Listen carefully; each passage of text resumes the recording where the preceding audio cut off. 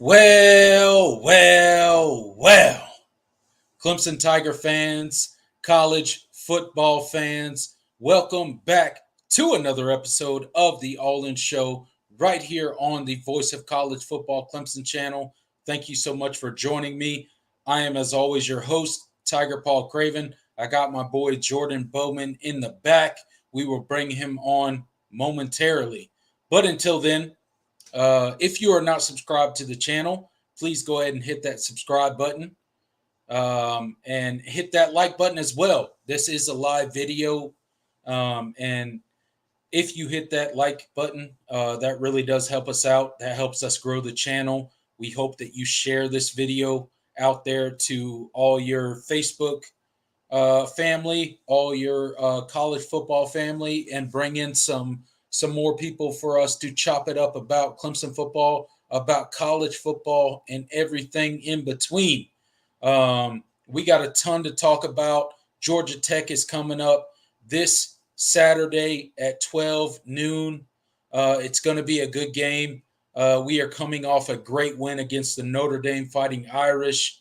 We got a ton to talk about just what happened in that game and everything that transpired there. I was not able to be on the post-game live. If you guys were on the post-game live video, shout out to you guys. I was not able to be there, but I appreciate you guys supporting Jordan and Will that was on the post-game live.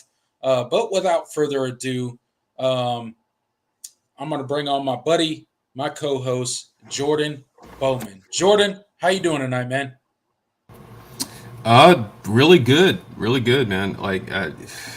It's a lot more fun to do these shows, coming off of a Clemson win than it Yeah, is in absolutely. hell. And it had been a few weeks, so I'm really good, man. Just this week, you get a lot of positive momentum, coming off of this game, and it was really just a good weekend. You got to commit, that Friday before, and Keith Brooking. I'm sorry, not Keith Brooking, Logan Brooking. Keith Brooking is his father, but four-star tight end, 2025 player Keith Brooking. I keep doing it. Logan Brooking commits to Clemson, so you got some momentum there, and then you get the big win on Saturday and to really cap it off.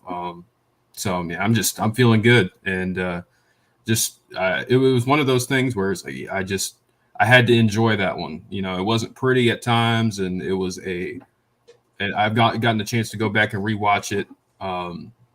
It was definitely it was even uglier on the rewatch in a lot of places, but this team found a way to win, and that was a win this team desperately needed. So you gotta, and you have to be, you have to kind of live in the moment for a little bit, even though obviously it's natural to kind of say, well, what's next? And we'll talk about that. Yeah, absolutely. Look, we got a ton to talk about tonight, but before we get into tonight's show, let's shout out the comment section real quick. We got a ton of people in here right now.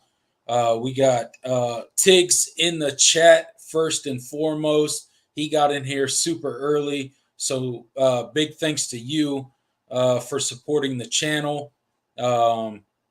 He says, who you got as RB1 this game, Maffa or Shipley, is what he's asking. So Yeah, we gotta get into that. yeah, we'll get into that a little bit later in the show. Not me is in the chat.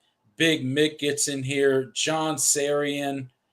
Who else we got in here? Still Gamble. Big Load is in here tonight. Thank you guys all for getting into the chat already.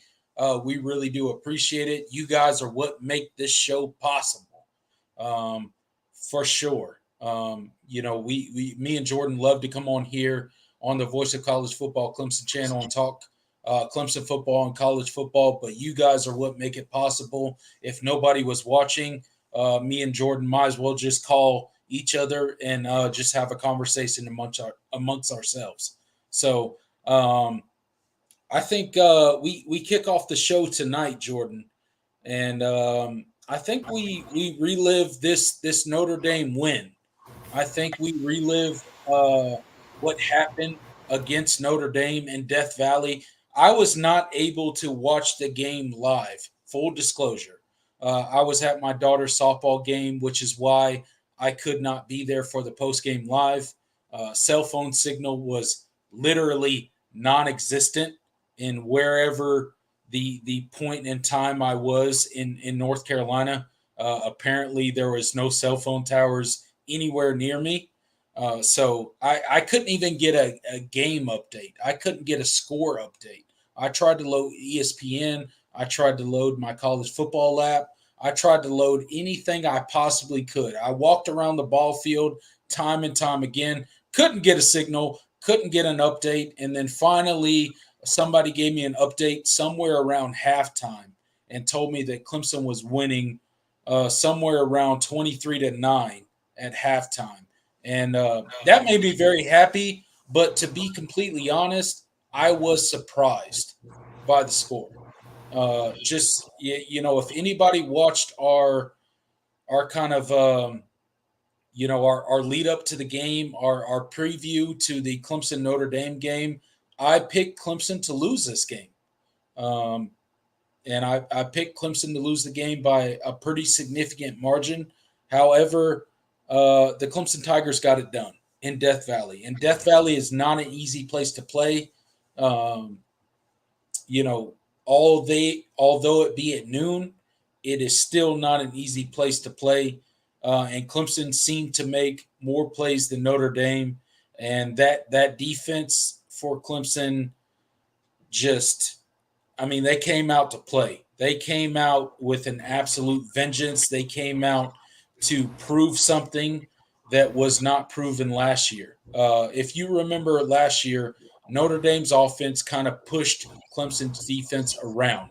They absolutely it reasserted the line of scrimmage on pretty much every single play that Clemson played from the line of scrimmage, and they ran the ball at will with Estime, and that was not the case on Saturday in Death Valley. The Clemson offense got pressure on Sam Hartman. They turned him into a mediocre quarterback, just like they've done every single time, even dating back to his time at Wake Forest. So, what was kind of your thoughts on the Clemson's defense ability to get pressure on Sam Hartman and then also limit Estime's ability to run the ball outside of kind of that first drive where he hit those two big runs, and that was kind of it for him for the game? Yeah, I thought they did a phenomenal job. It just you mentioned last year's matchup, and it was kind of a when you watch that game, it was. I mean, Audric Estime is a stud, but last year it was. I mean, Notre Dame's offensive line was just physically pushing Clemson's defensive line around. They were getting to the second level. They were creating blocks. I mean, Audric Estime was really good in that game, but he also had a lot of help.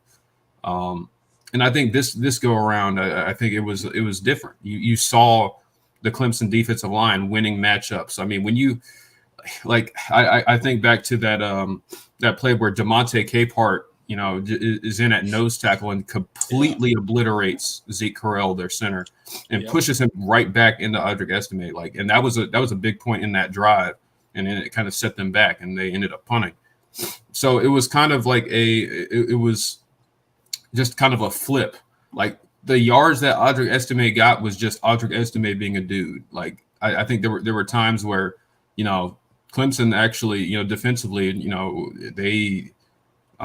they played the run really well, and Audric Estime just he broke a tackle, he's changed directions and just found a way to get yardage, and he was hurdling guys. But I think the biggest thing was that because the defense had played so well, and they got this the needed support from the other phases of the game, special teams and the offense. That first half was such a complete performance that you go to the you're up 24-9 at halftime, and all of a sudden Notre Dame is panicking because they were not a team built to be down 2 scores like that. Right. That's not what they want to be. They're a ball control offense. They're hyper efficient. They want to run the football. But when you're down 2 scores, it kind of especially with a pretty green offensive coordinator in Jared Parker, it's really easy to panic, and it kind of took away some of the things that Notre Dame wanted to be able to do in that game. And so I think that was the biggest difference, is that, Clemson basically did what Notre Dame did to them last year, like as far as just all phases, like complementing each other. And so, and the defense was just phenomenal, and they were able to kind of get after it in that second half, especially. Yeah, I mean, and we bet, this game was kind of a catalyst for the Clemson offense. And if you saw the injury report heading into the game, and you were a betting person, you would have been like, "Oh no, Clemson is absolutely in trouble." That's it. You That's what I was doing. Yeah, that's an understatement. I went back and watched this game, and the broadcast and everything, and what was made of the Clemson injury report, kind of leading up to the game, leading up to the first kickoff of the game, and you saw the long line of injuries that were made for this Clemson team, and it was, you know, something to be had. It was quite a lofty list of injuries that were made for this Clemson team. You had a Will Shipley that was out. You had you already had a hampered offensive line, and then you had multiple offensive linemen that were out for this game. Yep. You had kind of piecemealed offensive line that came into the game, and then you saw kind of Clemson go back to their original blocking scheme.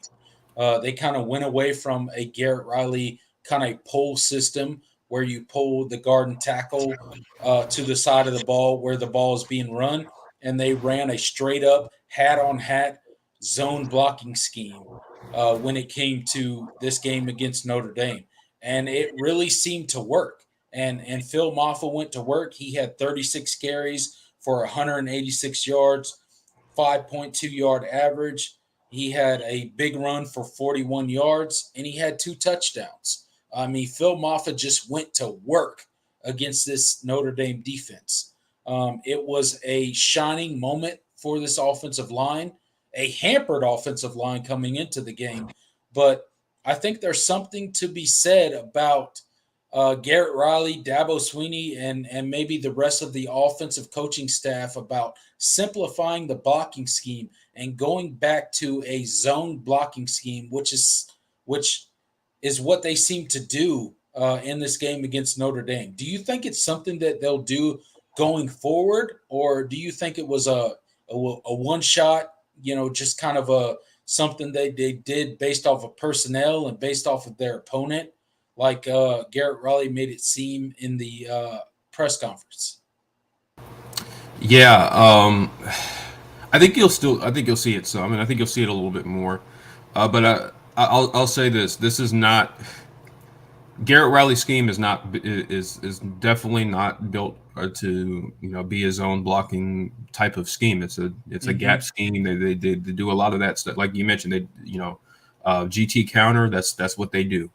Guard tackle counter. That's supposed to be the bread and butter of this offense. We haven't been able to execute it very well, and because of that, everything else has been a struggle. And I think the coaching staff just kind of felt like coming into this game, it was like we have to do something different, and just kind of let our guys be guys. And I think that was the biggest difference. I mean, because as we said, this offensive line isn't untalented. They have a lot of they have at times looked, kind of soft and stuff like that because they're not really used to being that kind of finesse.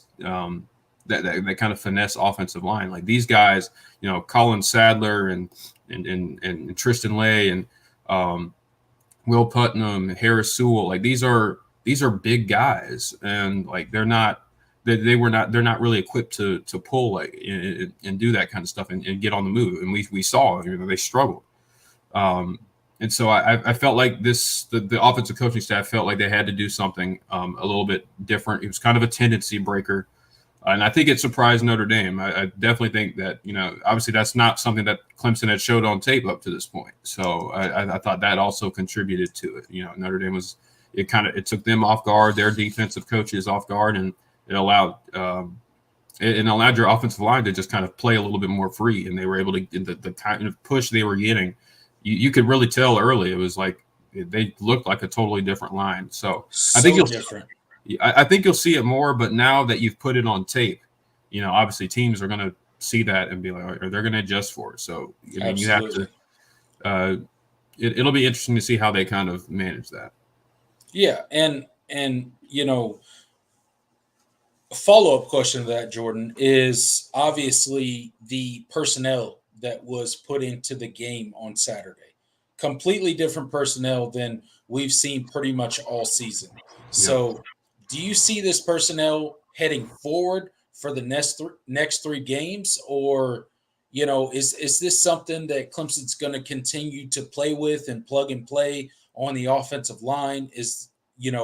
With people getting healthy, will you see the addition of Colin Sadler back in the lineup, or any sort of people getting back in the lineup as they get healthy? Or do you think Clemson rolls with kind of the momentum that they have created with this, the five that played this past Saturday against Notre Dame and had so much success on the ground?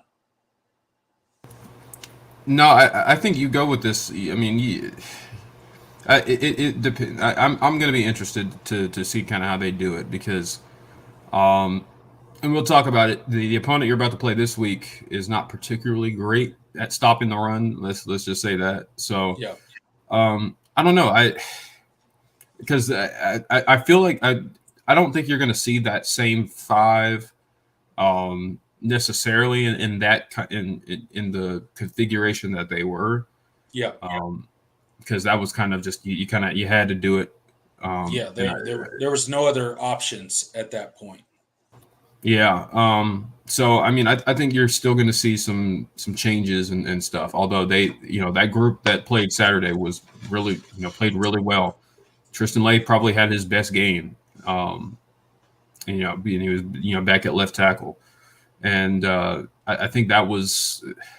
So I'm going to be interested to see how the coaches kind of manage that, because you want to have some continuity and you want to play guys where they're playing well, but you also, you have to manage the injury situation, guys coming back, all of that. So that's kind of a decision for the coaching staff to make. It's kind of a judgment call. So I don't know. We'll see. Yeah, it's definitely going to be interesting against a Georgia Tech team that has had its ups and downs this season, as far as the offensive and defensive side of the ball for a Georgia Tech team. They are still in quote unquote the ACC hunt. They are still in the ACC race, I guess. Although it be an outside chance. I want to stick to the Notre Dame game for the most part, and we'll turn to the Georgia Tech lineup and that kind of matchup here soon. But I just want to give a shout out to Phil Maffa first and foremost. Phil Maffa absolutely dominated in this game against Notre Dame, and it's been something that Clemson fans have been calling for somewhat all season. If you listen to a lot of Clemson fans, Phil Maffa has been a guy that has sit behind Will Shipley for some time now. He's been a guy that has been, Will Shipley has been kind of 1A. Phil Maffa's always been kind of a 1B guy. He's kind of, just carried up the rear for Will Shipley. But when he was made the primary back on Saturday, he got 36 carries for 186 yards or 187 yards, and he still averaged 5.2 yards per carry. He got 36 carries and still averaged 5.2 yards per carry. So I want to give Phil Maffa his flowers. That is not an easy average to carry when you run the ball that many times in a game, specifically on a defensive front in Notre Dame that is very stout. I mean, they are not a front that allows very many rushing yards, but Phil Moffitt got the job done on Saturday. He was running physically, he was running through arm tackles, he was punishing people at the point of attack, he was waiting for the hole, he was patient, and he was explosive at times on Saturday. Oh yeah, So absolutely.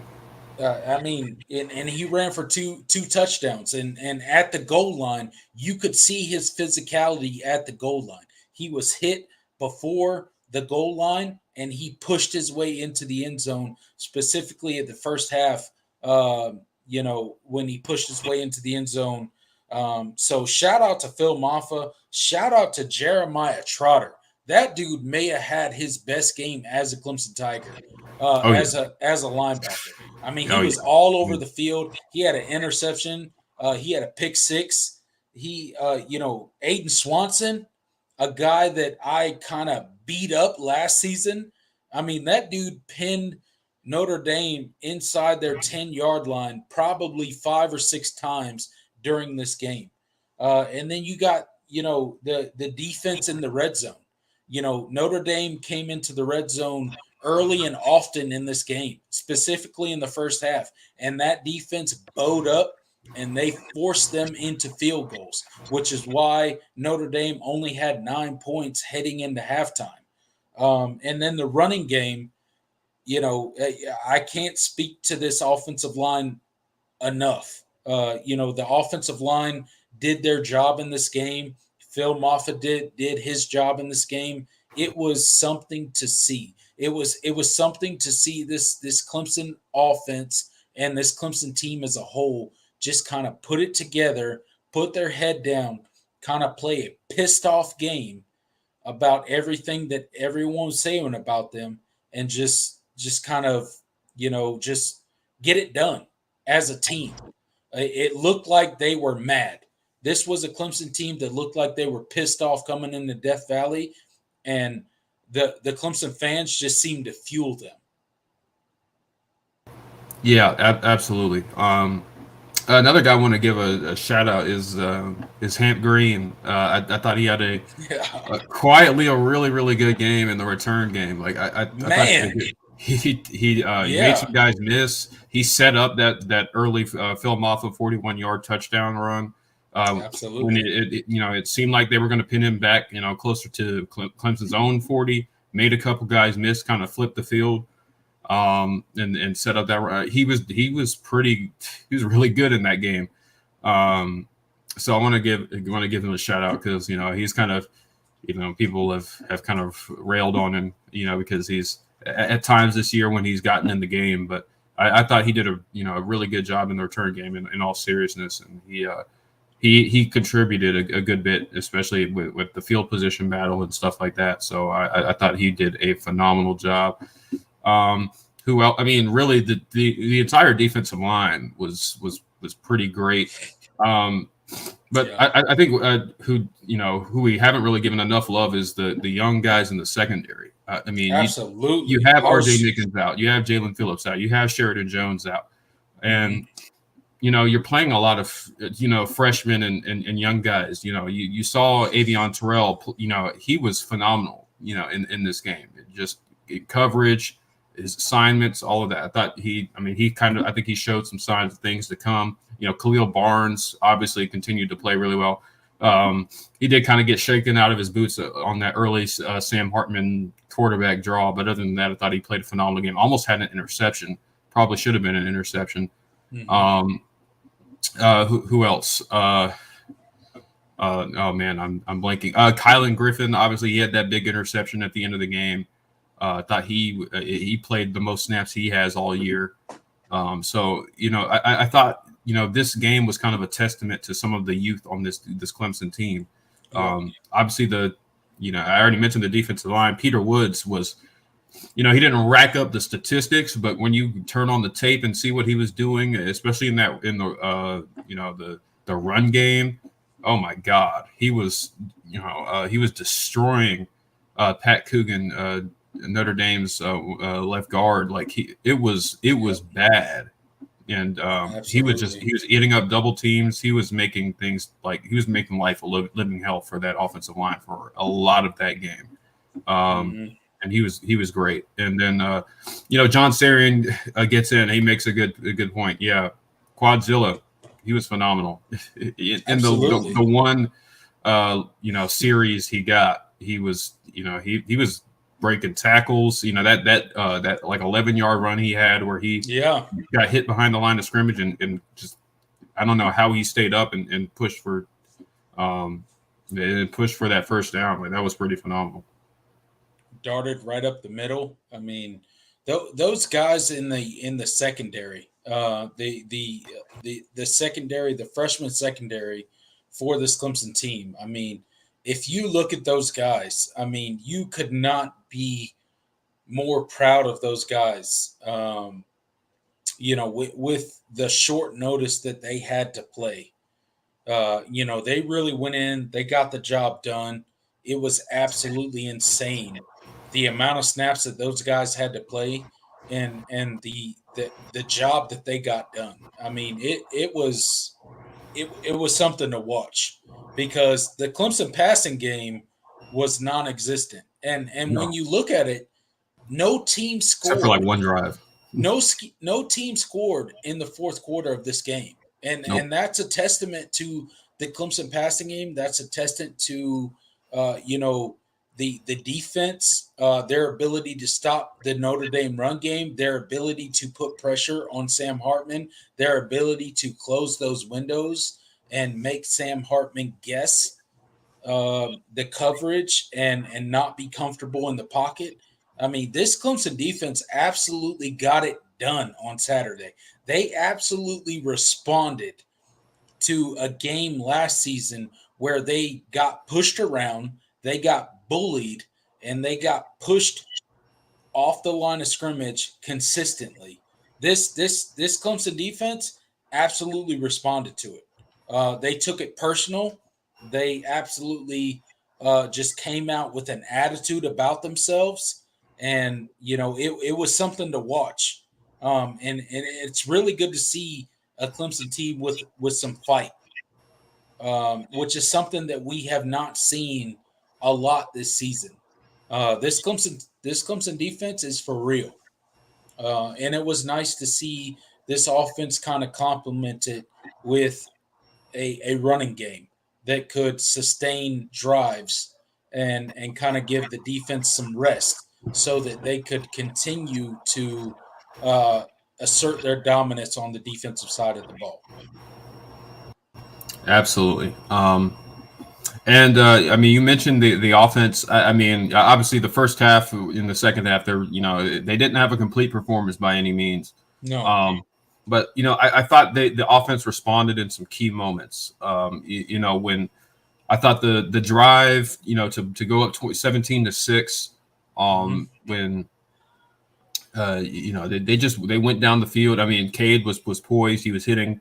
He hit Sage Ennis on that little corner route where he had the pressure right in his face, and he kind of had to throw it up, but he had it wide open. Like the stuff like that was a big play. The slants over the middle to Tyler Brown and Bo Collins. That was huge. Tyler Brown gets in the end zone. I want to give a shout out to him too because he was limited in this game and still dealing with that ankle and didn't play a ton of snaps, but he did a good job on that touchdown of breaking that tackle, making the catch and then making the guy miss and finding the end zone. That was a big deal. And then I thought the offense had the biggest moment of the game when in that second half. Obviously, if you remember the interception on Clemson's first drive of the second half. Obviously, Bo Collins, boo, you got to catch that. Instead, it pops up and another interception for Xavier Watts, and they take it down to like the 2-yard line, and easy score for Notre Dame to pull within 8, I think, make it 24-16. Yeah, and At that moment, I was like, oh man, here we go. Here we go. Yep. Yeah, here Here comes we the go. collapse. It was like here comes the 3-and-out, and Notre Dame is going to tie it right back up. Yep. But I was pleasantly surprised. They went right down the field. I mean, Phil Moffa had some big runs. That was their best drive of the game. I think it was 11 plays, 75 yards. Like they just went down the field. Yeah. And obviously Phil Moffa finishes with that touchdown. Like that was huge. And I thought it was surprising because this offense hasn't shown to be that timely in any other game, really, Yep. as far as like as far as a much needed score to kind of curb the momentum a little bit and get pulled back up 2 scores. I thought that was huge. And so I think while Cade Klubnik did not have a good day by any means, I thought he in those 2 drives he looked really poised and really good, and that was a big difference in that football game. So, I mean, again, it was just a complete team performance. I mean, obviously, and you got some breaks, but I think that was the difference because we've talked about how this team has been on the wrong side of the gaffes and the turnovers and all of that. So you saw you got the muff punt in early in that game, and but you recover it, and obviously that sets up you get another 3 points out of that. So I think Clemson taking advantage of their the other team's mistakes and not making. Well, I don't want to say not making too many of their own, but not letting the ones they did make, hurt you too bad. Mm-hmm. I thought it was a big deal because they certainly had their mistakes, especially late in that second half. Obviously, the fumble sticks out. Late the Phil Moffa fumble sticks out. But absolutely. Even with the snap over Cade Klubnik's head, just for whatever reason, the pitch that was the pitch that was fumbled. But recovered, like it was Clemson they tried their hardest at times to give Notre Dame. Yeah, I mean there was a snap that was kind of pitched to Cade's left that he kind of fielded. He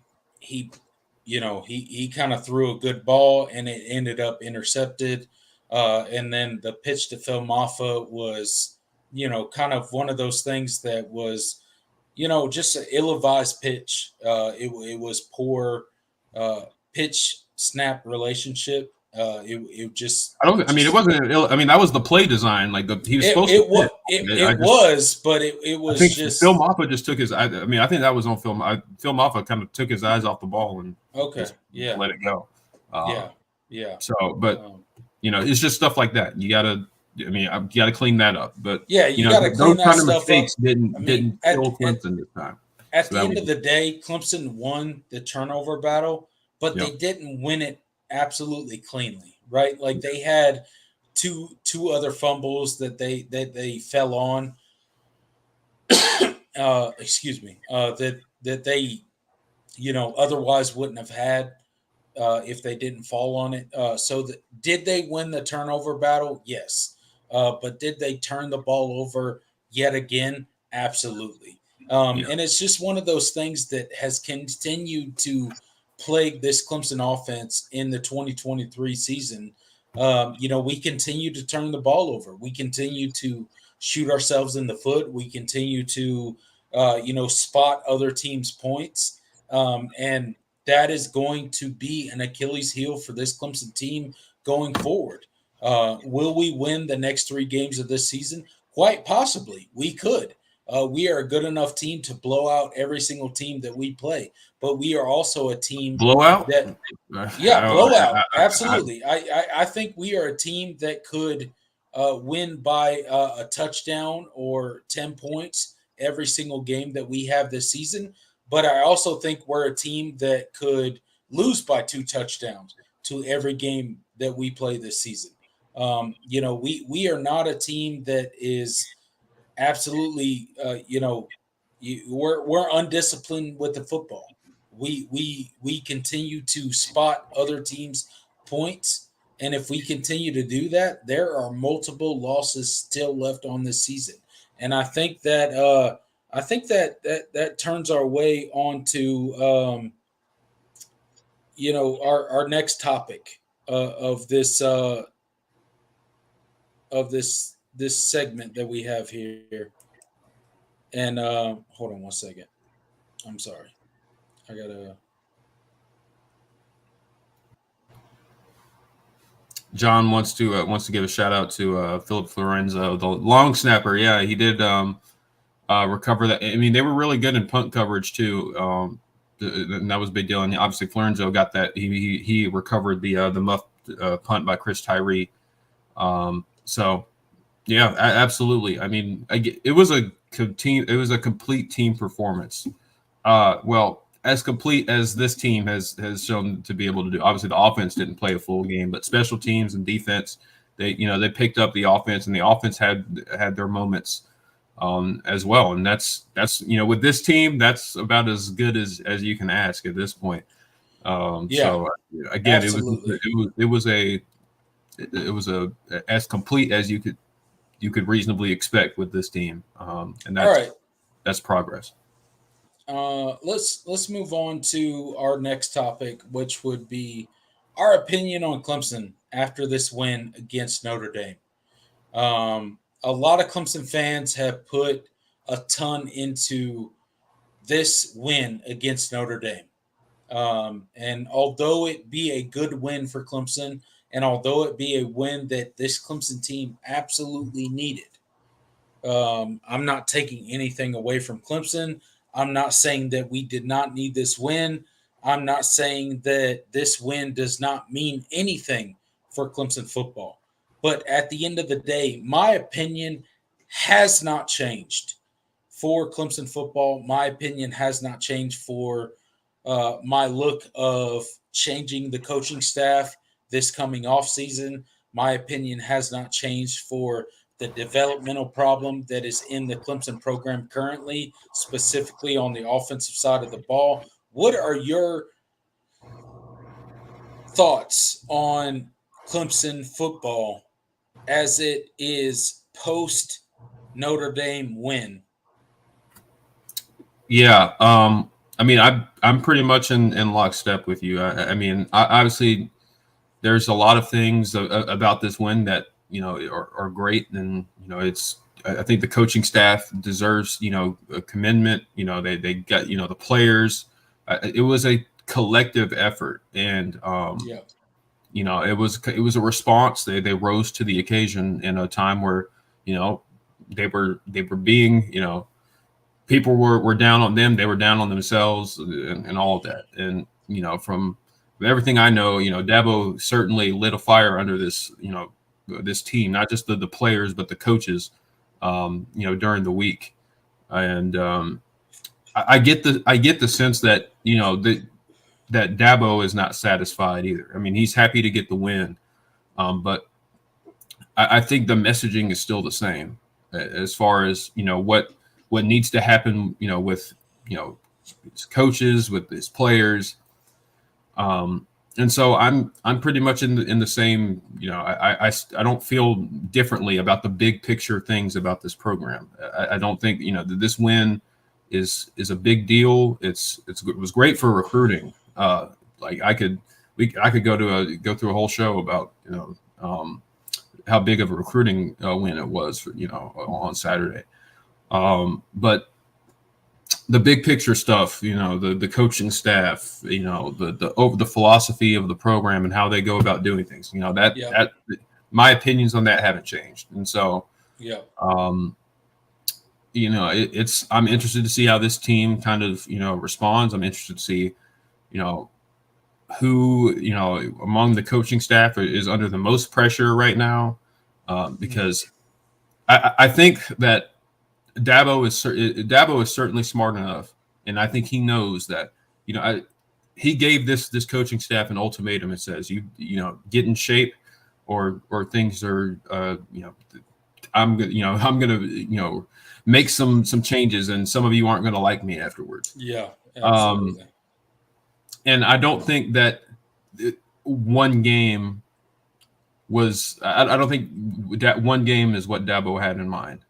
I think he understands and I think any smart coach would be like, if one game is the difference between you making a decision on your with your staff or not, I think that's kind of stupid. I think Yes, either absolutely. you know what's going to happen, or you have your feelings about what you need to do for your program, and or not. Um, Mm-hmm. and one game shouldn't influence that. So I think it's all about how this team continues to move forward, and how they look, throughout the totality of the rest of the season. Because I don't think Dabo is all of a sudden everybody's in the clear. That's certainly not the case, and I No, don't think no, that's the messaging that's being put on the staff or on the players at all. I don't think no, complacency or satisfaction, or be like, okay, everything's good now. It's not. I mean, this team, as great as a win as it was on Saturday, this team still has 4 losses, and this is not where this team was supposed to be, right. 3 months ago. Absolutely. So, yeah, Yeah, no. nothing's changed for me. Look, I think you made a lot of great points there, and I think it's different between player and coach at this point in Clemson's program. I think this was a great win for Cade Klubnik. I think it was a confidence builder, hopefully for Cade Klubnik, right?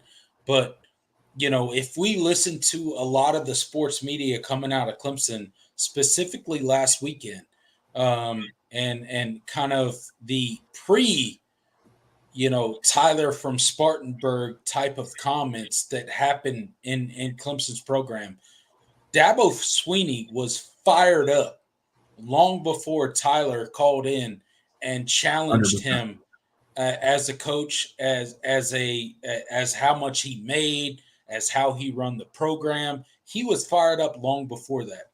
If you listen to Clemson media, he was putting every single coach, every single player, every single person that cut grass at Clemson on notice. Yeah, That he Xavier would Thomas get. even said that. Yeah, Jason Priester made it clear that Dabo Sweeney put every single person at Clemson on notice that, hey, I'll get rid of every single one of you if we don't get this. If we don't get this rectified, guess what? All of you are gone. I'll get rid of every single one of you. Dabo is one of the most competitive coaches in college football. I don't Yeah. think people give Dabo Sweeney enough credit when it comes to his competitiveness in college football. He is a guy that absolutely wants to win.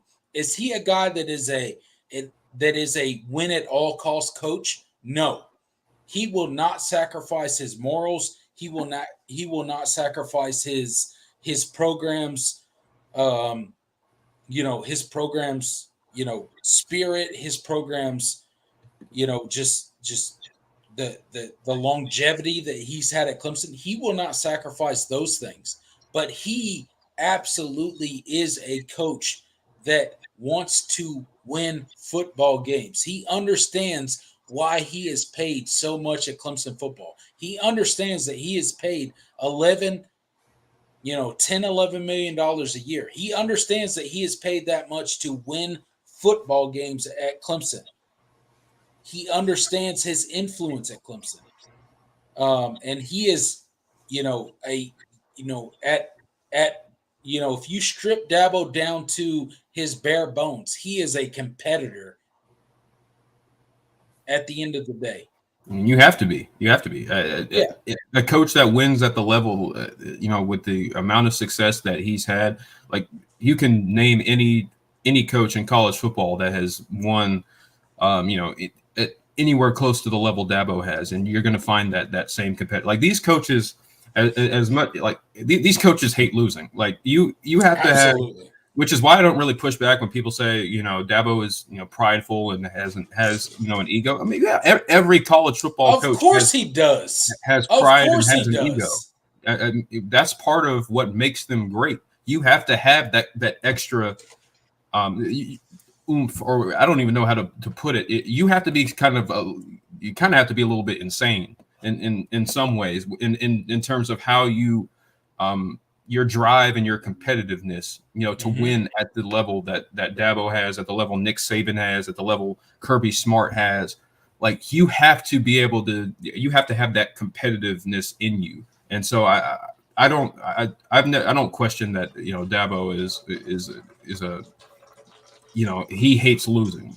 Of course he And does. he's not, but he's one of those coaches that's not going to, you know, tell you how much he hates losing and do, and do all these things at the expense of, his team, his Yeah, coaches. Like he's not he's going to not. like throw them under the bus and do stuff like that. Dabo Do stuff Dabo is from- Dabo is always going to take the criticism on the shoulder, and he's never going to sacrifice his culture for winning right, alone. Like he will never sacrifice the culture that he has built at Clemson for the sake of winning. right. But he will always take it on the chin when he loses. He will always protect his coaches. He will always protect his players. But at the end of the day, when you saw him last season, when he needed to make a change, he fired Brandon Streeter, right? After Like one season, after one season, a a guy that has guy been in the program for over a decade. forever, right? Yeah. Like Dabo Sweeney is a competitive person. So make no mistake about Dabo Sweeney's personality when he comes to the media and he says like, "Hey, everything's okay." Believe me, he's evaluating every single part of his program right now. And I believe that he is going to make changes regardless of what happens this season. I think Dabo Sweeney already knows the changes that he is going to make this offseason.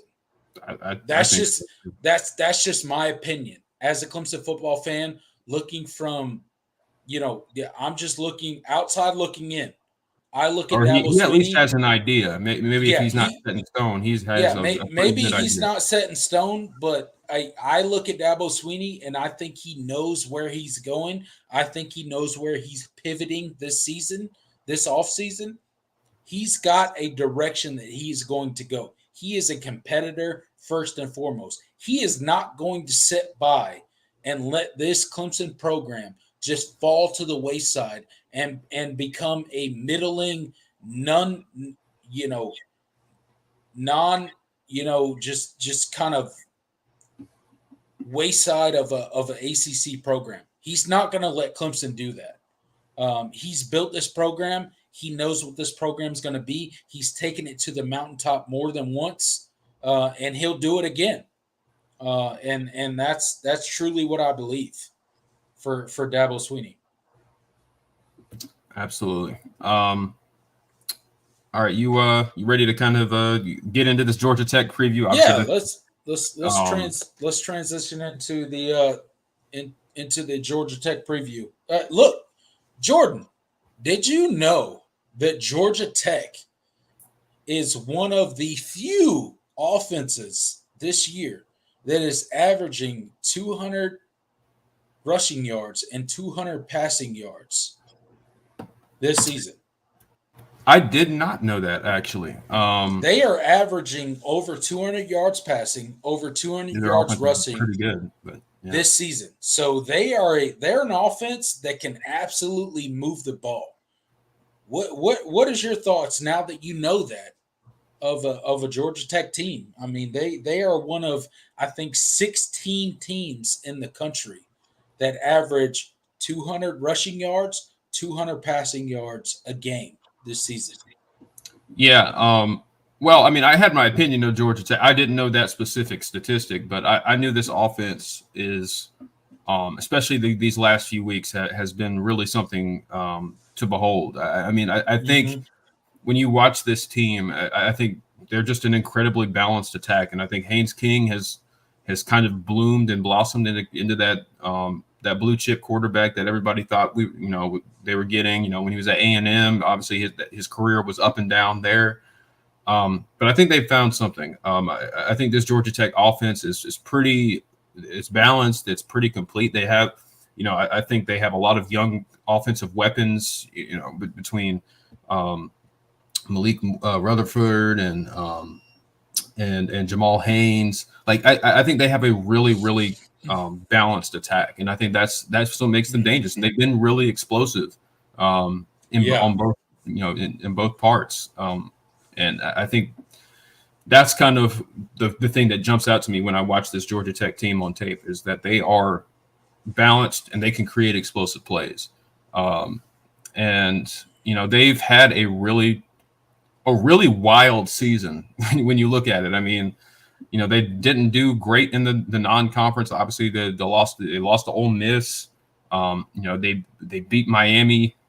And that pretty infamous taking a knee, not taking Yeah. a knee game, Yeah. and they lose to Bowling. They lost to Bowling Green the week before, but they absolutely demolished Virginia last week. Like they are a team that has been really, really just up and down, up and down. But I think the last few weeks you're really starting to see this team kind of gel, especially on offense. And yeah, I mean, look, this is a team that is, especially with Clemson coming off of a big win. I think this is a very prime spot for a letdown performance. So I think there's this is a really interesting game for on both sides, because Georgia Tech guys, if you don't realize, they're 4-2 in the ACC right now. Absolutely. They have an outside shot at making the ACC championship if things break a certain way, and they're going to be looking to win. These two teams have the same record, and they're both trying to get to bowl eligibility. There is a lot on the line. There's a lot on the line. So, absolutely. I mean, this is an interesting game. Absolutely. Both these teams are at 5-4 right now. A win this weekend would mean bowl eligibility for either one of these teams, whichever one wins. And as you state, as wild as it sounds, Georgia Tech has an outside chance of landing in the ACC championship game. And to be completely honest, they got the better quarterback. They got the better wide receiver core. Yep. If you look at it, I mean, just honestly, you could argue the better offensive line too. Yeah, I mean, they've done a really good job. Haynes King has been absolutely explosive this season. This guy in the quarterback run, he is a problem, and he could be a big problem for the Clemson defense coming into this game. Haynes King is a guy that can absolutely get it done. He's got a better completion percentage than Cade Klubnik. He's got a better wide receiver core. If you look at the numbers, than Cade Klubnik does. They're an offense that averages 200 yards rushing and 200 yards passing. So they're a very balanced team. They're a team that could really exploit any point in the game. So there's not really a point that you can really attack them. Although I think this Clemson defense could be a problem for Haynes King in this game. When you have a balanced rushing and passing attack, it makes it a little bit harder, right? So, Wes Goodwin's going to really have to dial up the blitzes. He's really going to have to, kind of just, confuse Haynes King. But at the end of the day, the quarterback run is going to be the key to this game. If they can contain Haynes King, if they can keep him inside the pocket, if they can pressure him, it'll be a long day for Georgia Tech. If they can't do those things for Clemson's defense, Haynes King is going to run wild on this team, and he's going to hit big plays because Georgia Tech has been a big play team for much of the season. So that's really going to be the catalyst for this game between the Georgia Tech offense and the Clemson defense. Absolutely. And I thought you hit on a great point with Haynes King in the run game. I mean, he's their second leading rusher. Yep. And he's averaging 7 yards a carry, and that's including sack yardage, which and that's another thing. That's crazy. But the thing is a part of the reason it's so high is because he hasn't been sacked very much. He's only been sacked 8 times on the year. And I think that's a testament to Georgia Tech's offensive line. That they have been for a while now they've been really, really poor at that spot. But this group plays really, really well together. And I think Georgia Tech has been one of the better offensive line units in the ACC this year. And so that's and you mentioned getting pressure. I mean, that's going to be key because this and I kind of, no pun intended, Brent Key and all that, but like you have to be able to get pressure on Haynes King. You have to, Yeah. because You this is have to. not. Yeah. If you let him sit back, if you let him, go through his progressions. I mean, these Georgia Tech receivers are pretty good. Eric Singleton is their leading receiver, true freshman, by the way. He's been a revelation in that offense. Malik Rutherford, I already mentioned, has been really good. You have to be able to limit those explosive plays, because this has been especially given you're still going to be kind of banged up. Jalen Phillips and R.J. Mickens are going to be out on Saturday again. So you're Absolutely. still going to be you're still going to be a little shorthanded in the secondary. This is a tougher test than Notre Dame from an offensive standpoint, I think. Just because of the explosive playability and the receiver talent, especially that Georgia Tech has. So this is going to be tough. I think Sheridan Jones, R.J. Mickens, Jalen Phillips. I think those guys will all be out this game. Will Shipley will, most likely be in this game. We'll see. But at the end of the day, Georgia Tech rushes for 200 yards rushing, 200 yards passing a game. At the end of the day, it's going to come down to defense, and the Georgia Tech offense, they're ranked 14th nationally. The Clemson defense is ranked 6th nationally, and then you flip the script, right? You think about the Georgia Tech defense; they're ranked 126th nationally. Yep. That's big, right? And the Clemson offense is ranked 54th nationally. So who is going to have their best day? What position group is going to have their best day? It's going to come down to the Clemson offensive line. I think it's going to come down to the Clemson running game. It's going to come down to Cade Klubnik making the right decisions. At the end of the day, Clemson has to absolutely establish the run game against Georgia Tech. I think they haven't been 100%. particularly good against the run this season. No. And they have to be Clemson has to establish the run against Georgia Tech. If they don't, I think Clemson loses this game because at the end of the day, you cannot trust Cade to throw you to a win at this point. He's a quarterback that is going to be great at some point in time in his career, but right now he is not. He's not a quarterback that is going to throw you to a win.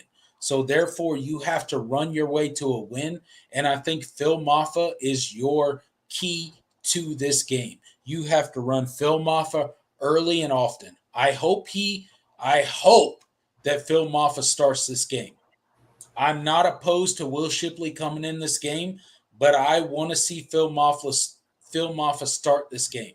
He has to start this game, and the Clemson offensive line has to reestablish the offensive line early and often in this game with Phil Maffa, with Will Shipley, and then that will eventually open up the passing game for Cade Klubnik to throw to the wide receivers.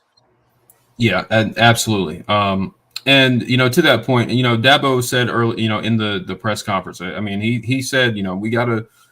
He seems to I think the mentality is to get fill the ball. I mean they want to feed the hot hand. It's like basketball. If a guy is on one that day, you keep giving him the ball. Absolutely. And so I think that's what you're going to see. And obviously Will Shipley is still coming along, so I don't think he's going to come in and just get his his normal carries like he did. If he is back, which is trending that way.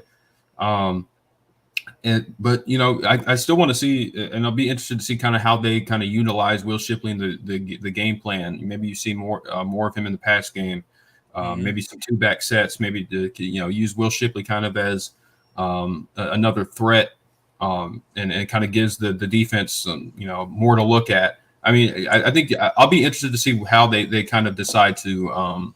Kind of decide to do it. But I think Phil Maffa will. The indications that Phil Maffa will be the guy that's going to get the most attention, that's going to get the majority of the carries in the run game. And I mean, I think that's what you need to do, because this Georgia Tech defense. I mean, we spent a whole bunch of time, loving up on that offense because their offense is really good. Yeah. But yeah, they are. Defensively, they are pretty putrid. They're piss poor. They're piss poor on defense. I mean, let's just be honest. They're not good on defense. They're 126 nationally in yards per carry allowed at 5.3. Yeah. They're not that much better against the pass. Yes. So they have not been a good defense. They've given up yards. They've given up points. But their offense has been so good. And I will say against Virginia, they had probably their best game defensively. So I'd be interested to see whether they figured some things out. But I think you have to go with what you've seen up to this point. And obviously you are at a much better talent advantage than Virginia is when it comes to that matchup. So right. Yeah. Give Phil Mafah give Phil Mafah the ball. I mean, I don't think you'll see it like 30. I don't think you'll see like 36 carries from Phil Mafah like you saw on Saturday. But I think you will see him get the bulk of the carries and find some ways to bring Will Shipley along, because I mean Will Shipley has gotten a lot of criticism this year, and he's the fan base has been down on him, but he still absolutely is a weapon, and I do want to see see how he looks like, especially if they continue to do more of the zone blocking. This game, I want to see how he looks behind that, because obviously we haven't seen him, under the blocking scheme that Phil Mafah got to run behind on Saturday. So, I think you have to give him that opportunity.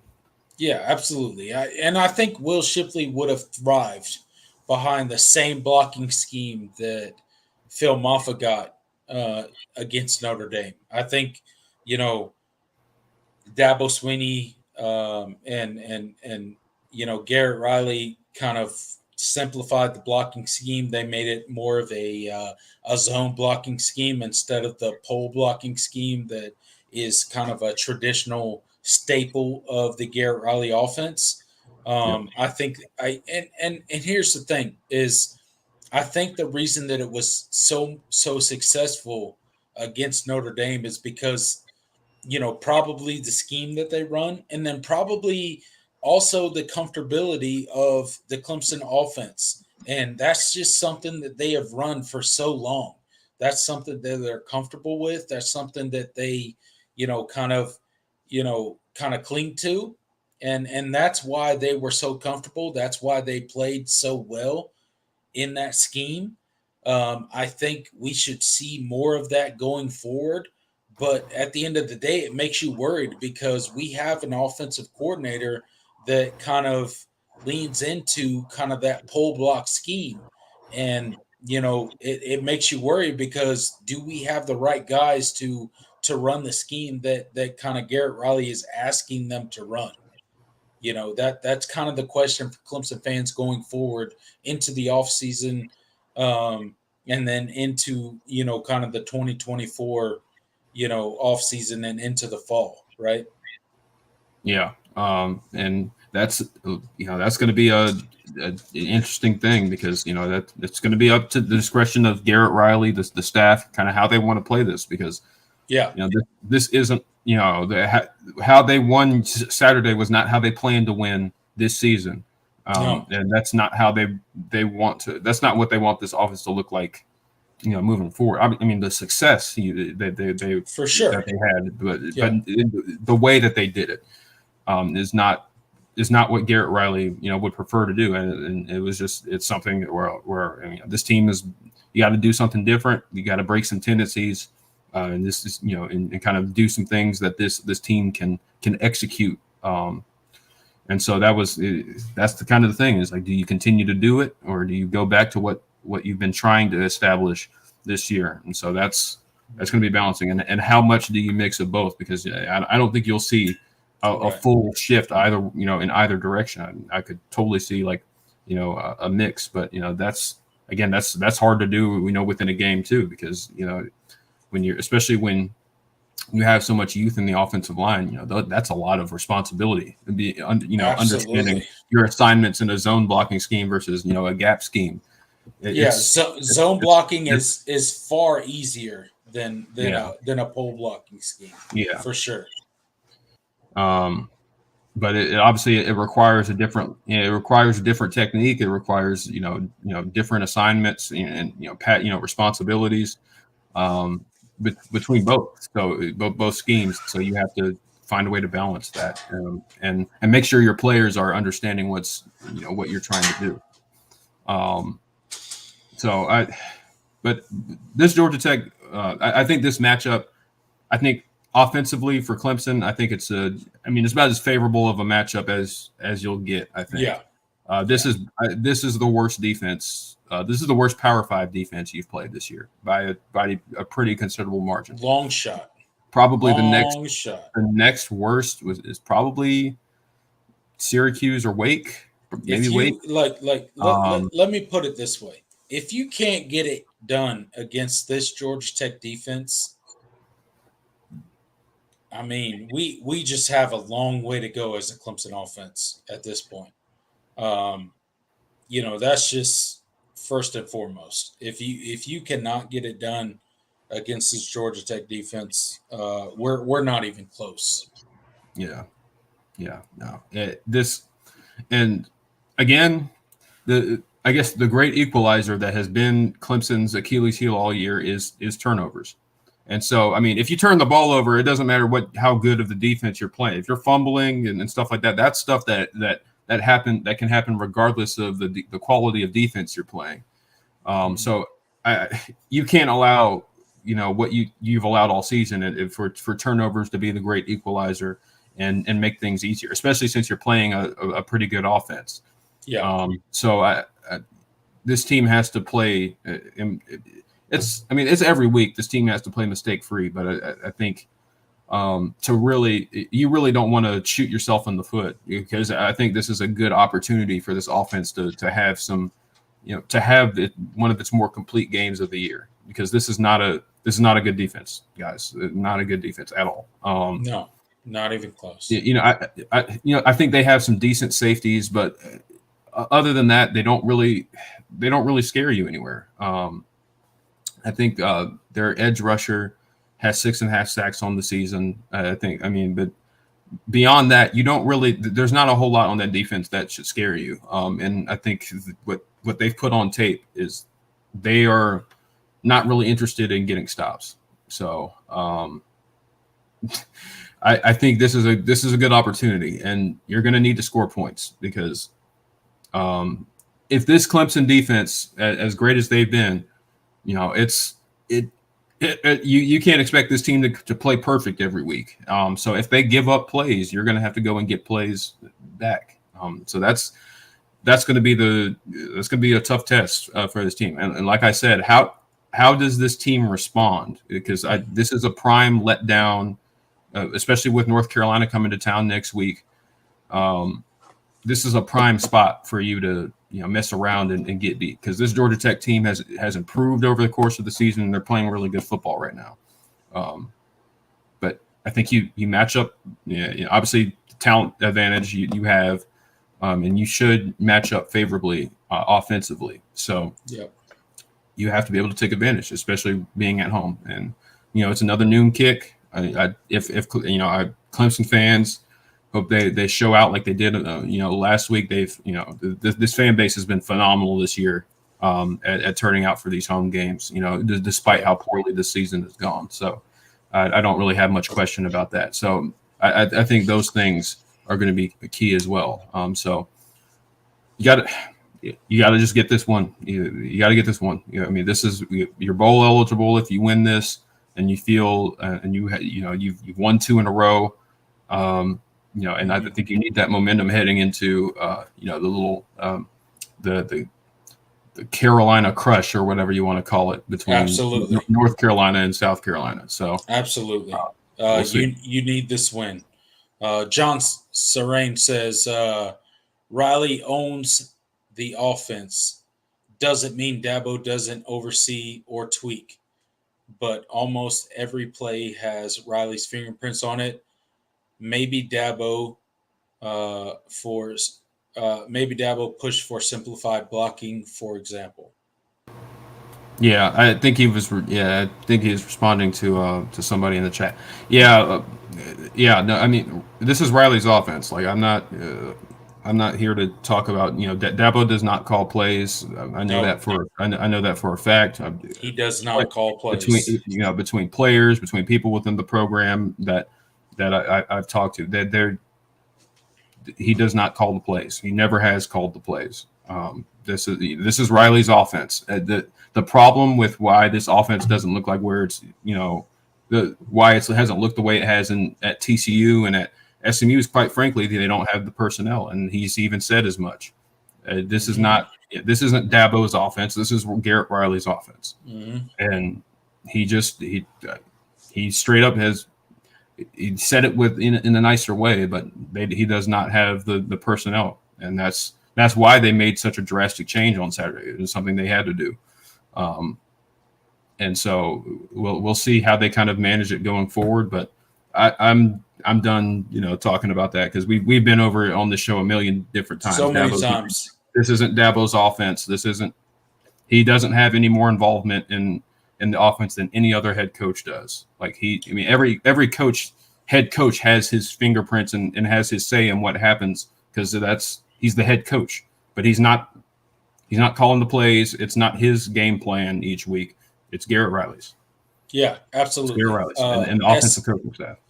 SEC Dog gets in and says, I also wouldn't be surprised if Garrett Riley left. I think he's a good OC, but Dabo has the emergency brake on him, so to speak. Look at Dabo on the sideline with his play card barking out orders. I disagree, man. I disagree. Dabo's not calling plays. Dabo's not hampering Garrett Riley in any way. Yeah. Garrett Riley is calling this offense.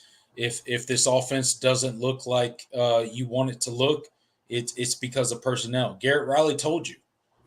He had a press conference. He absolutely told every single fan in college football. He told every single Clemson fan. He said, "Hey, I don't have the same personnel that I had at TCU. I don't have a 5-year quarterback.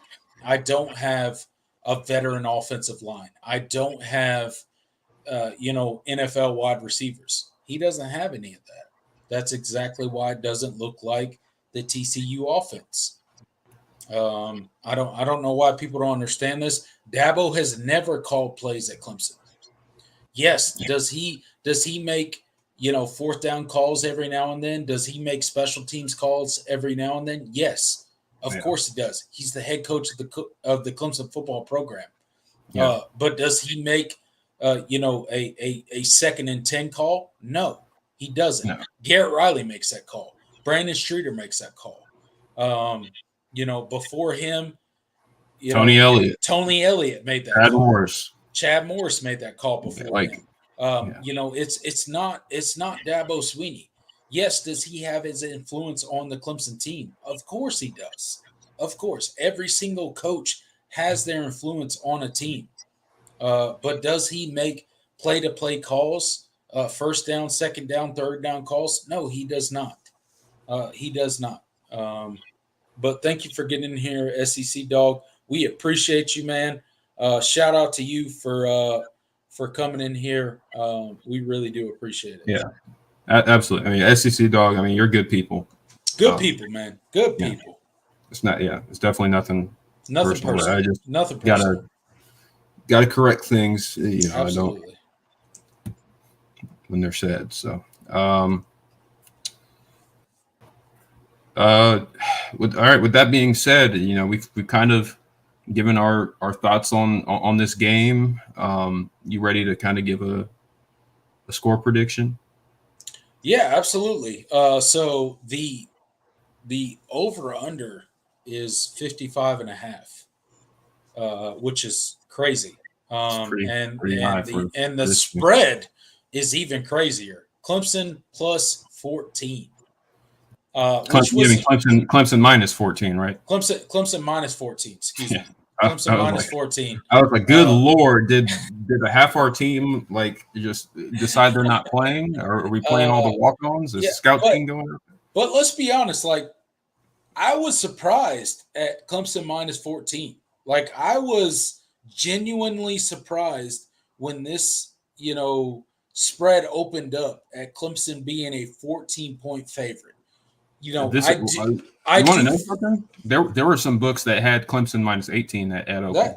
that's crazy to me because, although I do think Clemson will win this game, I do not see Clemson as a 14-point or an 18-point favorite. I just don't. No. Maybe that's just me. Maybe that's the pessimist in me as the Clemson fan that has lived through the 2020, 2021, 2022, 2023 season. But I just do not see it. Like this Georgia Tech team is an opportunistic team. They are a team that can absolutely take advantage of, you know, inopportune, plays. And that's something that Clemson has been, famous for in 2023. I have no reason to believe that Clemson will not turn the ball over at least one time against Georgia Tech.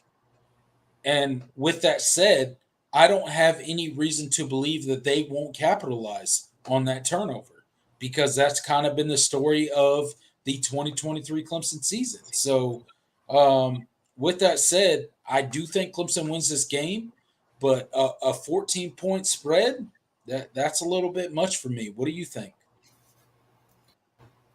Yeah, I'm kind of with you. I can't see this team as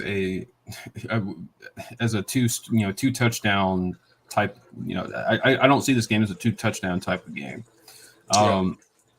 Maybe they surprise me but I just this For team sure. hasn't shown they've been able to separate from Power 5 teams. Really. Their biggest win over a Power 5 team was Syracuse, and that was a 31-16 win. That was a 15-point win. And you had a lot of that was on the road. You had some turnover help, but that was the outlier. I mean, because obviously you lost to Duke, you lost to Florida State. You beat Wake Forest at home by 4 points. You lose to Miami and NC State. And even Notre Dame, you were up 24-6 at one point and won by 8. So I just you've only had one game like that this entire year. Now I will say, like I did mention, this is the worst defense Clemson has played on their schedule as far as their Power 5 opponents are concerned. This is by far the worst defense they've played. But this is one of the better offenses they've played. So that's going to be a really interesting thing. But if this team continues to be the team that's going to give teams opportunities because of turnovers and missed opportunities and failed red zone attempts, turnovers, all of that, then it's going to be a tight game. Now, will I be like 100% surprised if Clemson were to win by 14 plus? No. Because like I said, this is the worst defense you've played, but it hasn't seemed to matter what kind of defense this team is playing. Like, they're going to find ways to keep them in the game. And so until I see something different, I can't pick Clemson minus, I can't pick Clemson, minus 2 touchdowns. Yeah. I just can't do it. Absolutely. I'm with you. So let's get into our score prediction, Jordan, before we turn the chat over to, I guess, the comment section. So everybody in the comment section, go ahead and get your score predictions in right now. Me and Jordan are going to get our score predictions in. Jordan, I'll go first. I'm going to go 27-17 Clemson. I'll go a 10-point lead. I will go under the over-under of 55.5. I will go under the point spread for Clemson. So I take Georgia Tech to cover. I pick Clemson to win by 10, 27-17. Um, that's kind of where I'm at with this team. I still do not trust Clemson. I just really don't. I really don't trust Clemson. This could be a letdown game for them. I know they got super hyped up. I know they got ready for the Notre Dame game. I know it was a big game. I know Tyler from frickin' Spartanburg or whoever he is, got in. I know Dabo Sweeney, came in scorched fire before that and put all the coaches, the players, and everybody who cut the grass, according to Clemson media, on notice. But I don't trust this Clemson team yet. So I'll go 27 Clemson, Georgia Tech 17 um, to for Clemson to win the game. So what is your score prediction? Yeah, I'm with you. I don't trust this team fully, but this is still going to be it's going to be interesting because this is the first time this year we've really seen Clemson have to respond and handle success. Mm-hmm. I guess maybe you can count, after the Syracuse game, and obviously that was that follow up performance against Wake was pretty disappointing. Terrible, yeah, terrible. So, I mean, outside of that, we haven't seen this team handle success. This is by far the biggest win you've had this year. Saturday was the biggest win you've had this year. So how does this team respond? I mean, you're back at home, so that's a good thing. But that's something we haven't seen yet. We haven't seen this team respond to and handle being successful yet. So that's going to be the question. But I think you're going to do just enough offensively. May not be probably not going to be a clean game. It's probably too much to ask for this team at this point. I will say last Saturday they did a good job. They were really disciplined as far as no penalties for the first time since like the 50s. That was pretty incredible. Yeah.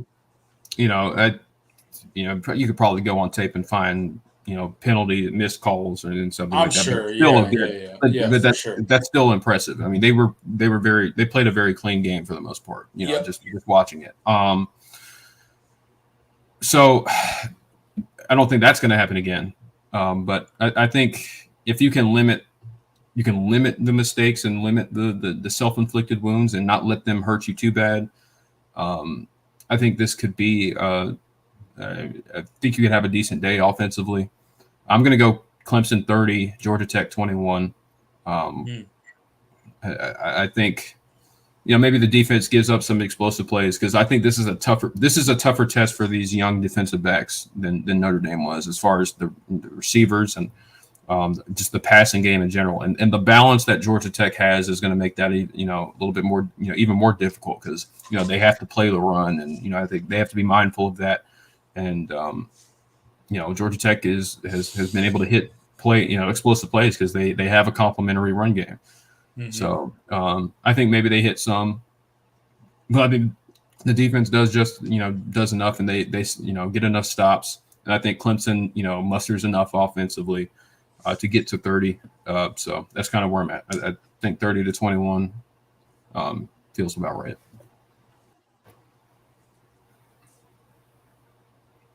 Yeah, I think that makes a lot of sense. You're at 30-21. I'm at 27-17. We both are picking Clemson to win. Let's see what the comments section says. We're both on the under.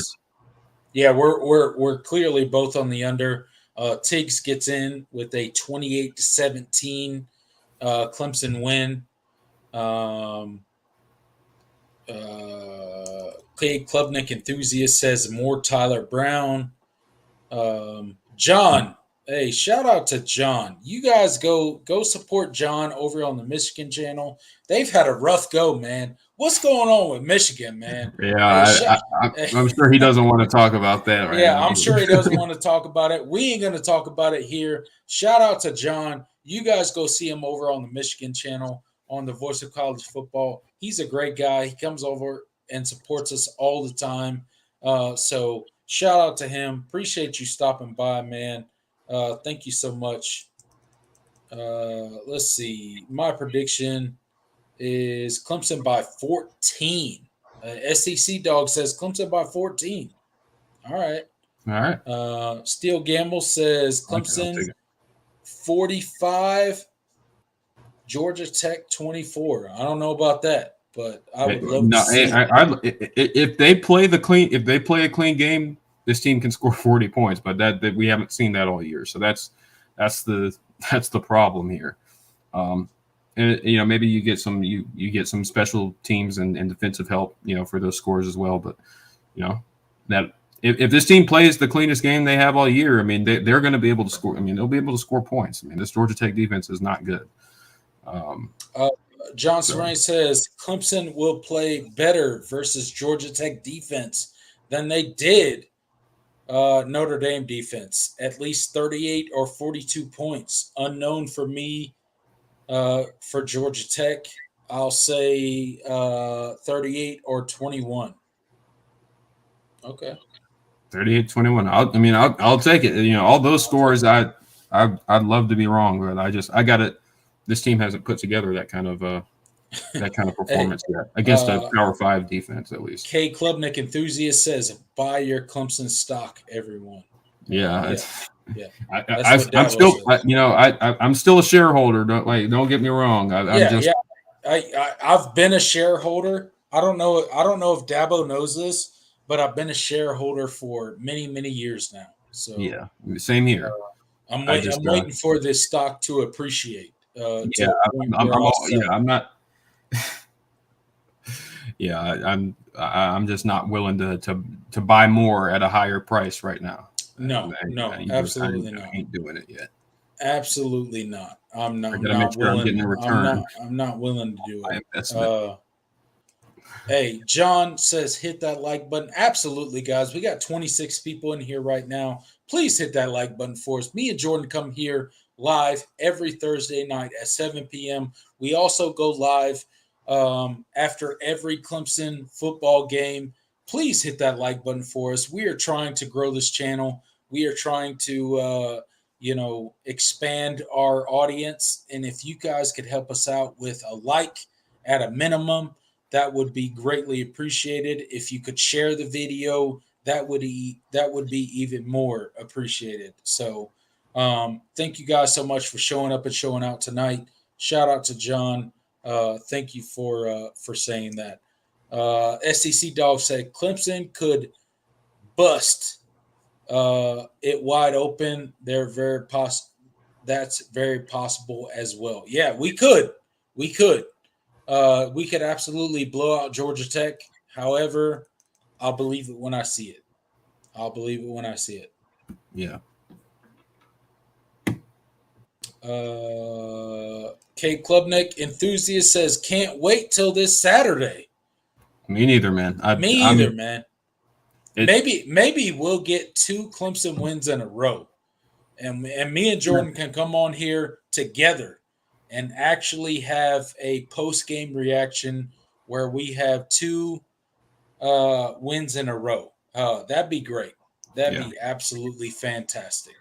I mean, hey, the W's have come in twos. The W's and really just the W's. The W's have come in twos this year. I mean, you lose the opener, you win 2 straight, lose to Florida State. And then when you win 2 straight, then you lose 2 straight. Absolutely. Gonna win 2 straight again. So we'll see. Absolutely. This is the point of the show where me and Jordan turn it over to the comment section.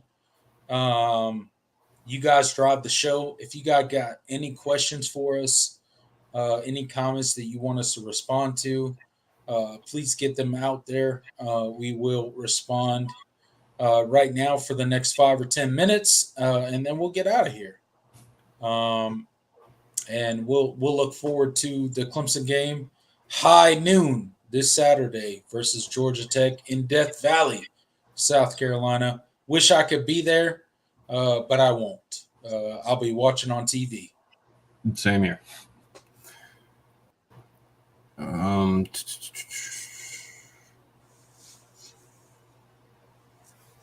Let's see.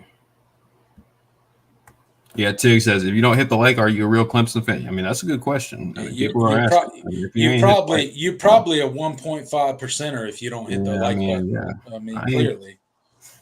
I mean, what are you doing if you're not hitting the like button? I ain't saying you're not a real fan, but I ain't saying you're not a real fan either.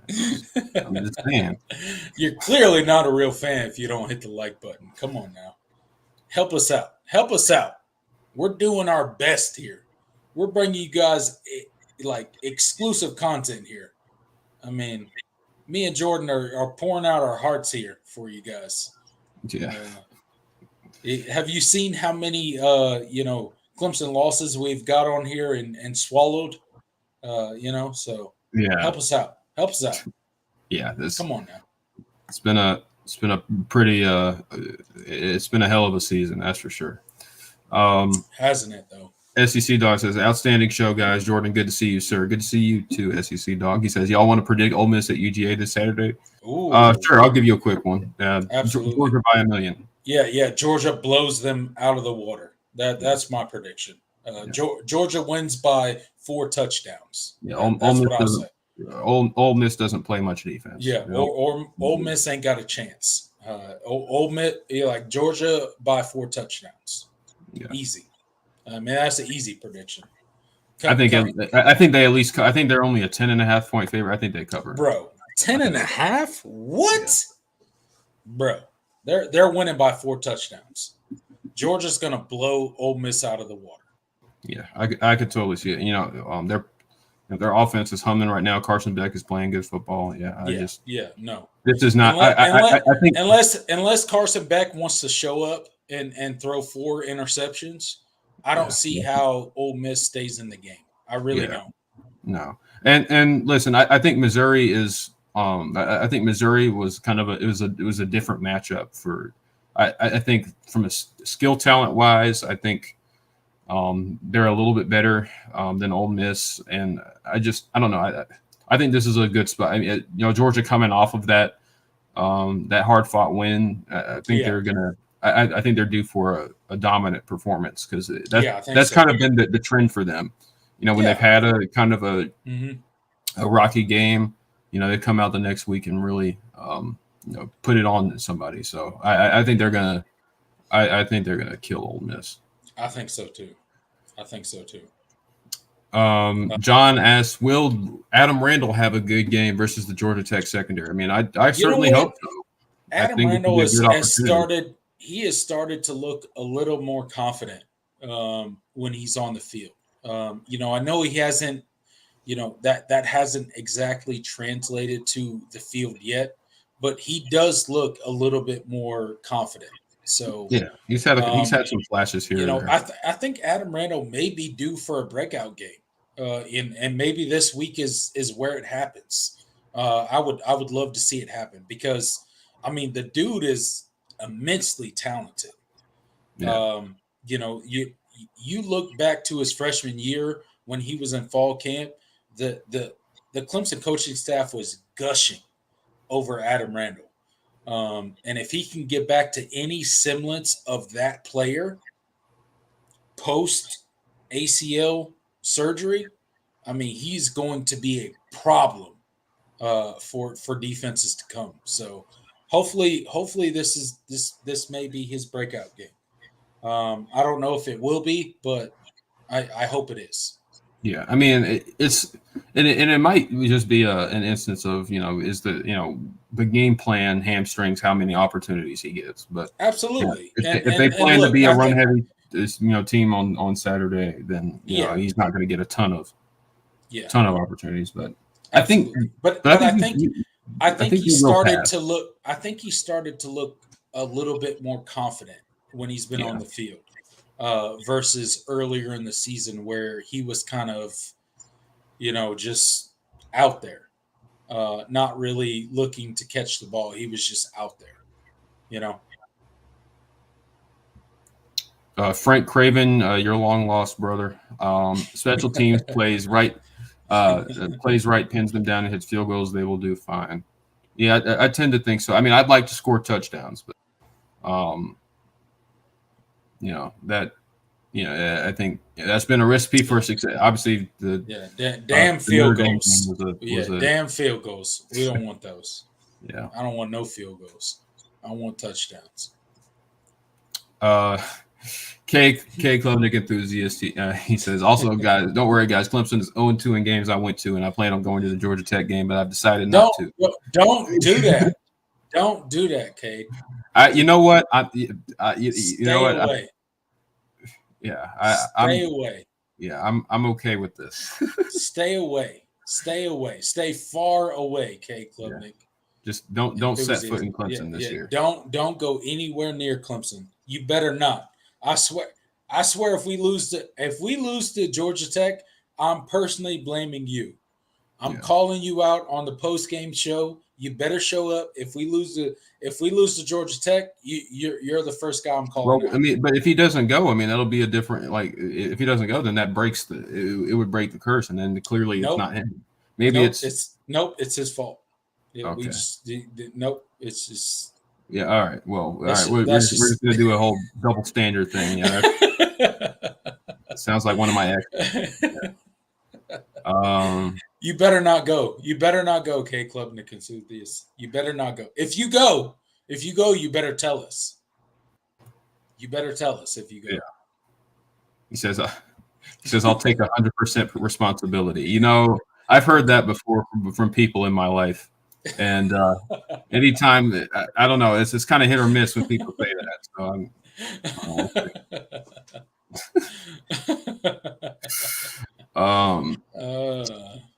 let's see. John says Dabo is preaching the hot hand, though. So if Randall shows out in his first few targets, maybe they keep pushing that matchup. Yeah, I mean, absolutely. I hope so, man. Like, I mean, if they find something they like in the passing game, and especially, you know, if Randall is making plays, you know, they're going to give it to him. Because like I said, this Georgia Tech defense hasn't been particularly good on either front. You know, run defense or pass defense. Run defense has been horrendous. Pass defense has been below average. So, there'll be opportunities for the receivers to make plays, I think.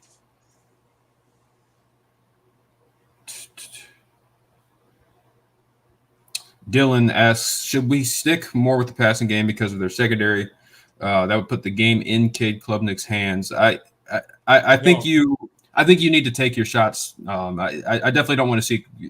I don't want to see Clemson just completely abandon the pass game because I mean, again, Clemson's receivers are not, obviously they're not, super like amazing. They're not the receivers that this program used to have, but I think there's still some really good receivers on this team, and they've shown the ability to get open. There were opportunities on Saturday that they weren't able to get. So a lot of crossing routes. I think you take your shots when they're there. I think hopefully Tyler Brown coming back a little bit more healthy would be a huge shot in the arm for this receiver room. But I think you gotta pass it, some. But I definitely expect this team to be put more of the emphasis on the run game for sure. But yeah, it'll be interesting to see kind of what the game plan is and kind of how they and what it looks like, how they go about executing it. But this is like I said, this is a good opportunity for this offense to kind of build some confidence. I think if they have a really good showing, I mean, maybe you carry that into.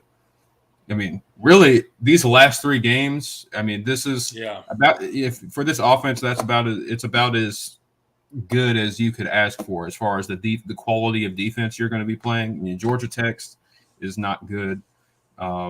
North Carolina's is. They've gone from flat out bad to, average. At times, they obviously this Georgia Tech team beat North Carolina. I didn't even mention that. They put up a ton of yards on them. So, but again, it was 2 good offenses going at it. But this North Carolina defense hasn't slayed all their demons. They can still be scored on. So I mean they're not great. And then South Carolina has had defensive issues pretty much all season. So I mean, this last stretch of games is a good opportunity to see, how much progress this offense can make. Because, like I said, it's a good opportunity. You're not playing. These aren't very good defenses. The rest of the schedule. Yep, absolutely. Tiggs has got 3 good responses back to back. Let me see. Every team I pick to win loses, so I picked Georgia Tech by 7. I like it. Yeah, keep doing it. Shout out to my man Dustin Black. He does film breakdowns over for Clemson Sports and Media. He predicted a 34-0 Notre Dame win. And so I told him, I was like, hey man, I'm gonna need you to put out another just absolute shellacking so that we win on Saturday. So, yeah, 100%. Let's do it. Yeah, Georgia Tech by 40. Let's do it. Tig says, just Dustin, to be safe. Please. After all, I had Notre Dame 45, Clemson 17. And look what happened. Hey, do whatever works. I mean, Dabo said, he said whatever. He said after the game, he said, for this week, he was like, whatever underwear y'all wore on Saturday, wear them again. Like do whatever you got to do. I mean, do what you got to do, man. I'm not, to quote Michael Scott, I'm not superstitious, but I'm a little bit stitious. So just. You got to do it. Do what you got to do. Do what you did on Saturday. Wear the same clothes. Get up on the same side of the bed. That's right. Drink the same or eat the same breakfast. Drink the same orange juice. Put the same socks on. Put the same shoes on. One side at a time. Whatever side you put it on. Just do everything the same. And we should be all right. We should win. That's right. That's right. That's right. Let's see.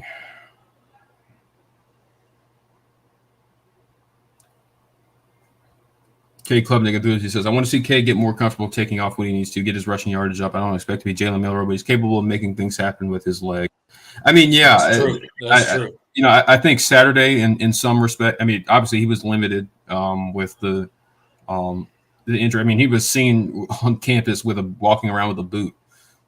So clearly he was limited, and obviously he had the wrap on his leg. So they did not. The game plan going in was for him not to do much running. I think that they ran like one zone read play the entire game, and he didn't I can't remember a single scramble. So if his leg is progressing and he's okay, then yeah.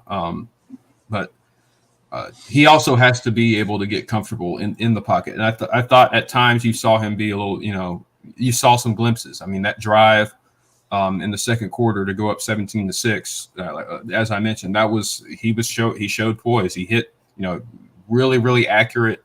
Even on the red zone trip after the muff punt that only resulted in 3, he had a really nice throw in the end zone to Jake Brenningstool.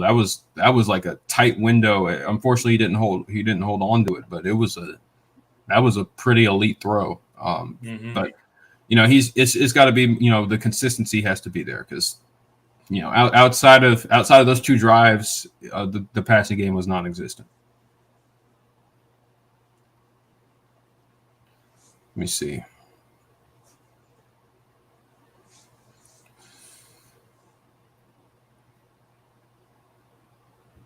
Drew gets in. He says Garrett Riley should remove that lateral pass that has been in every game, and it never seems to work.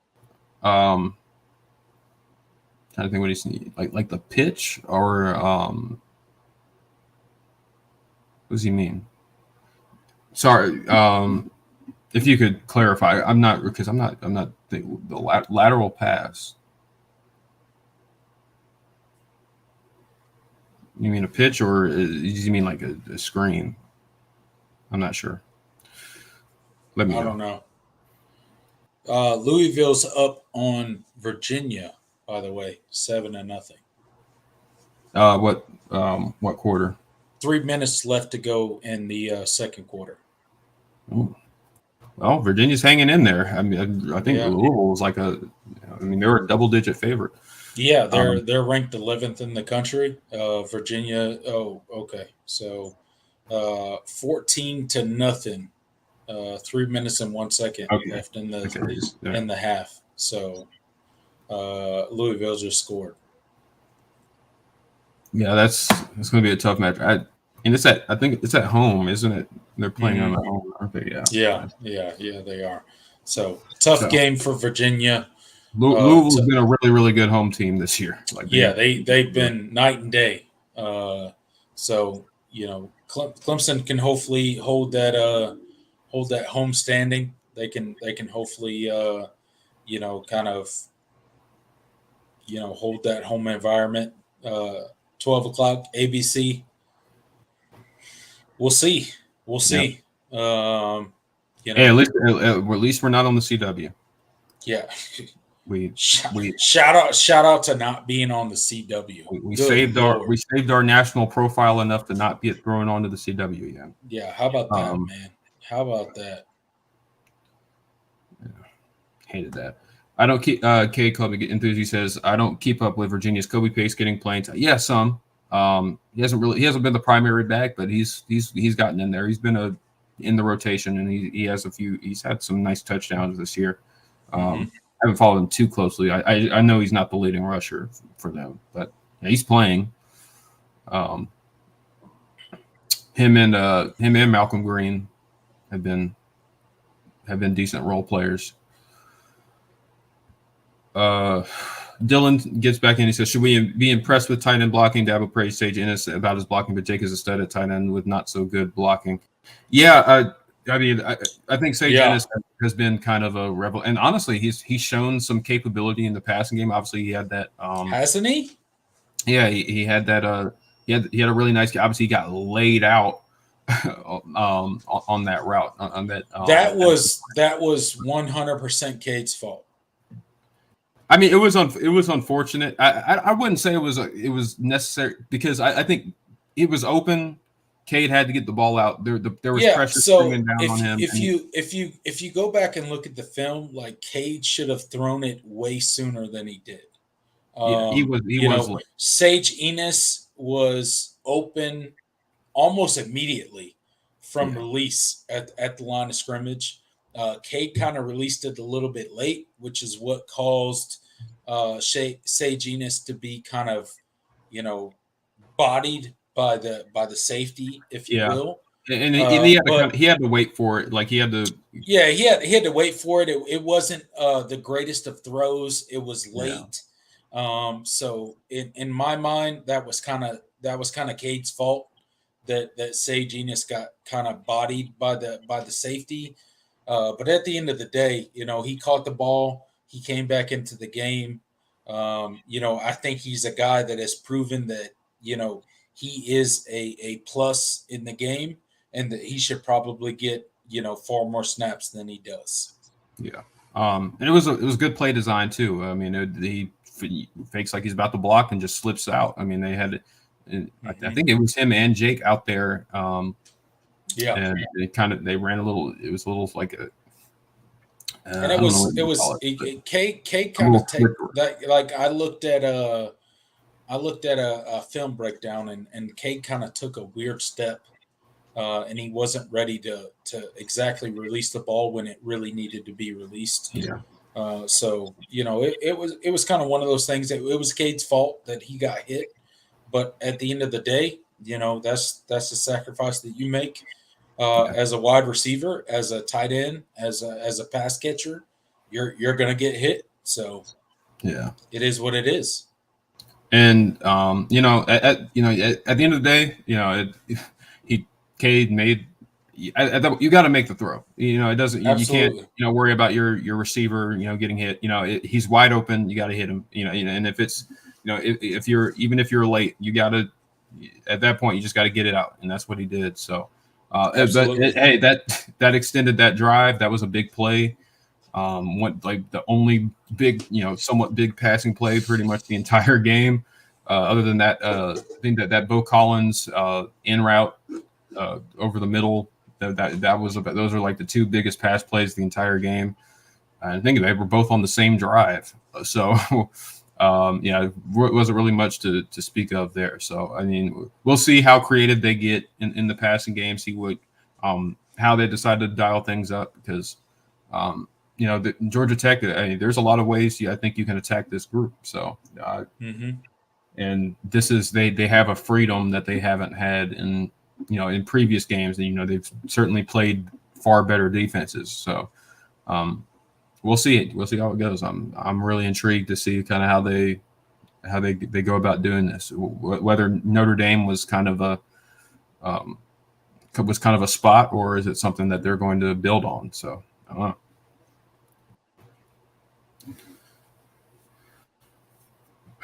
All right.